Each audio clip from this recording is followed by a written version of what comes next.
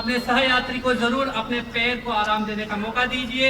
जो लोग इस यात्रा में खड़े खड़े सफर कर रहे हैं उनको मैं शुभकामना देना चाहूंगा कि वे गंतव्य तक पहुंचे और अपना स्टेशन आने तक खड़े खड़े ही सफर करते रहे। चल ही नहीं रहा। हेलो, अरे बेटा चल रहा है, बराबर चल रहा है भैया, ऐसे यहाँ सभी अतिथिगणों का सम्मान करता हूँ। मैं आज सभी अतिथिगणों का सम्मान करता हूँ और इसी बात से इस कार्यक्रम की शुरुआत करता हूँ। एक बार की बात है जब लाइनमैन की बीवी को ससुराल घर पे चली जाती है।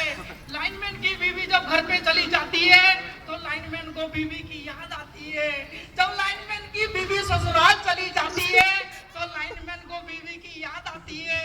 इतने में लाइनमैन शाम को आकर बीवी को फोन मिलाता है।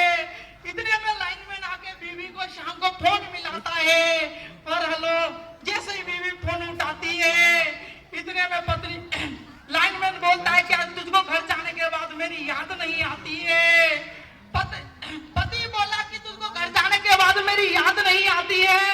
इतने में पत्नी बोली ना जब जब लाइट जाती है तेरी तो याद आती है। एक भिखारी के कटोरे में चवन्नी डालकर अठन्नी उठाई और पूछा कैसी तबीयत है बड़े भाई। जब मैंने एक भिखारी के कटोरे में चवन्नी डालकर अठन्नी उठाई और पूछा कैसी तबीयत है बड़े भाई, भिखारी बोला कि पैसे को देख के अच्छे अच्छे का ईमान दिखने लगा है और तू अठन्नी रख दे मेरे को दिखने लगा है। अब इतने में क्या होता है कि भैया परेश रावल जी की एंट्री जब विजिलेंस आईएन के रूप में हो जाती है तो वो किस प्रकार से अपने परफॉर्मेंस देते हैं, किस प्रकार से वीसीआर पकड़ते हैं वो आपको बताता हूँ। ये रहा बाबा, जैसे ये रहा परेश रावल जी उतरते नीचे उसे देख साला आंकड़ी डाल के लगा रे बाबा, इधर आंकड़ी है रे, ये इधर तेरे को आंकड़ी लगाने का तरीका नहीं है, ऐसे नहीं लगाते रे बाबा, कोई पकड़ लेगा तो कि सर गलती हो गया। अरे गलती हो गया ले चल अंदर चल रे बाबा। इतने में वो अंदर लेके जाता है। अरे बाबा कि ये गला सूख रहा रे बाबा, पानी लेके आ रे बाबा, ए फ्रिज का लेके आना। इतने राजू इधर फ्रिज भी है, लिख लिया रे बाबा। इतने में राजू आता है, ये साला गर्मी कितना है रे बाबा तेरे घर में, पंखा कूलर नहीं है सर एसी है। ये राजू एसी लिख लिया रे बाबा।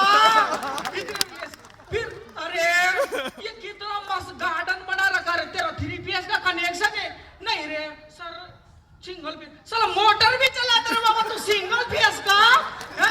ये राजू इसके सिंगल फेस का मोटर भी लिख रहे। फिर तो मेरे इतना बड़ा घर है यार बाबा, फिर तो तेरे को लगता तू मैडम को बाहर तो भेजता ही नहीं होगा। चक्की का आटा कि सब घर पे ही है रे, इसके चक्की भी निकले रे बाबा।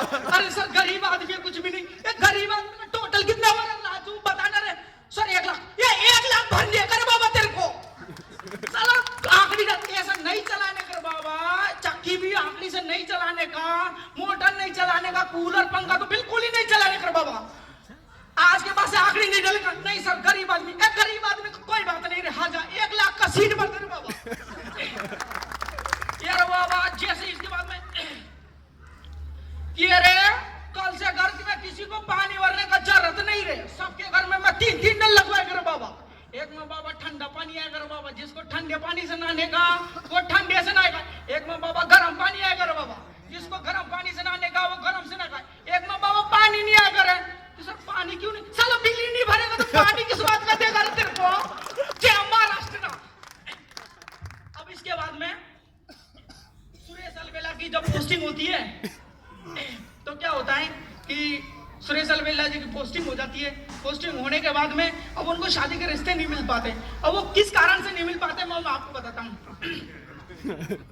जैसे ही लड़की वाले घर वाले उसके घर पे जाते हैं, लड़की के घर पे, तो लड़की वाले को बोलते हैं कि हमारा छोरा सुंदर है, सुशील है, पढ़ा लिखा है और बिजली विभाग में नौकरी करता है, वहां पे तो बिजली की कटौती भी नहीं है। इतने में लड़की वाला बोलता है कि आपकी बात तो सारी सही है, लड़का सुंदर है, सुशील है और कि लड़का सुंदर है, सुशील है, वहां तो कोई कमी नहीं है, लेकिन हमारी छोरी जब नौकरी चला जाएगा उसके बाद टाइम पास करेगी क्योंकि वहां पे तो जियो का टावर ही नहीं है। अब जैसे ही शादी हो जाती है उसके बाद में ससुराल में साड़ियां वगैरह इकट्ठी हो जाती हैं। इकट्ठे होने के बाद में अब क्या है भाई, बिजली विभाग का है तो कम से कम ये तो बताना चाहिए कि लाइट वगैरह चलती है कि नहीं चलती। इतने में सारी साली इकट्ठी होकर कहती है कि जीजा जी मैं आपके लिए फ्रिज में से रसगुल्ला निकाल कर लाती हूँ। एक बोलती कि जीजा जी मैं आपके लिए फ्रिज में से बर्फी निकाल कर लाती हूँ। एक बोलती है कि जीजा जी मैं आपके लिए फ्रिज में से ठंडा पानी लेके आती हूँ। इतने में सासू बोली रहे कि मैं आपकी क्या सेवा कर सकती हूँ। इतने में मैं बोले अरे दिल से सारे अरमान हटा दो और ले जाके डायरेक्ट मेरे को फ्रिज में ही बिठा दो। इतना कह के मैं अपना स्थान अरे भाई कहाँ जाते हो, इसको राहुल ऊपर लेके चढ़ भैया, चढ़ इतनी जल्दी ऐसे कौन से भैया, इस मजा आया या नहीं आया।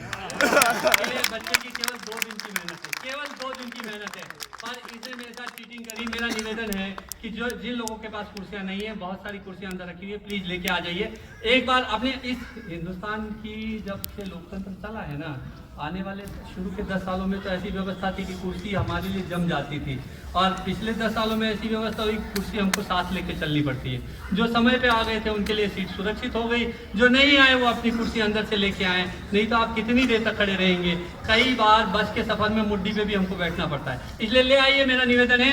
और भैया तेरा वो कौन सा अभी परेश रावल वो सुखाने गया था, वो गोली वोली तूने चलाई थी, कहाँ गई थी, भूल गया, कुछ पोचा वोचा का कुछ मामला था। हाँ एक बार क्या होता है कि परेश रावल जी की नौकरी ना पुलिस में लग जाती है कांस्टेबल के रूप में। तो थानेदार साहब कहते हैं यार बाबा एक बार एक कंप्लेंट फोन है जैसे आता कि हेलो कि सर इधर एक औरत ने अपने पति को मार दिया। फिर बाबा अपने पति को ही मार दिया कि तू जा रहे तेरे को जाके उसकी तहकीकात करनी। यार बाबा मैं जैसे गया इतने में मैंने सारी तहकीकात करी रे बाबा। इतने में देखा कि पति मरा पड़ा था, लाश दूसरी तरफ, पत्नी पोछा लगा रही थी। इतने में मैंने किया रे बाबा कि जैसे थानेदार का फोन आया कि साला तूने उसको गिरफ्तार नहीं किया। मैंने कि सर अभी तक तो पोछा सूखा ही नहीं रे बाबा।